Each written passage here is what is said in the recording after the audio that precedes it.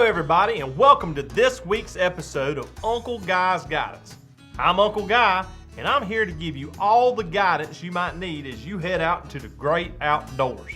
Sometimes we might be in a situation where it could be difficult to tell the truth.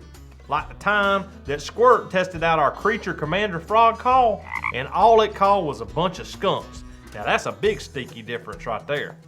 Squirt knew the truth needed to be told even if it meant hurting somebody's feelings or getting in trouble.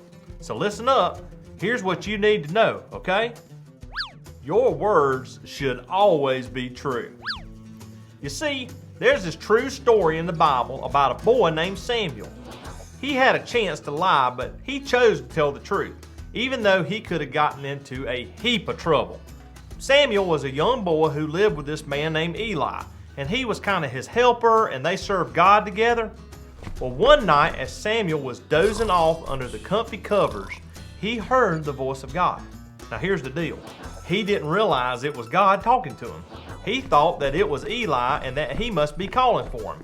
So he ran and asked Eli, "Hey Eli, what you need?" Eli said, "Boy, I wasn't calling for you. Now get back to bed."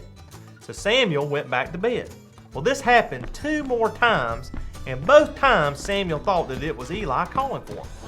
Now some of you might be asking yourself, why in the world didn't Samuel know that it was the voice of God? Well, here's the deal. He had never heard the voice of God before. And after the 3rd time Eli realized that it was the voice of God, he told Samuel, "Listen up, little man. I think that you're hearing from the voice of God. When God's talking to you the next time, you best be listening." So when Samuel heard the voice of God again, he responded, "I'm listening, God. What is it that you have to say to me?" The next morning, Eli asked Samuel, "What did God tell you in the middle of the night?" Well, Samuel was afraid to tell Eli because he thought that he'd get in trouble.